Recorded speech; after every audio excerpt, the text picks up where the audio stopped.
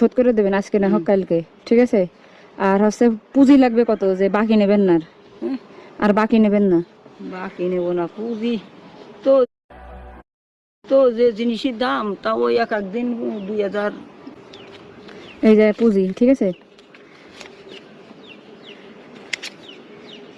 এ মাই এত টাকা দিচ্ছি কেন, কৃষির ব্যাপার কি ব্যাপার?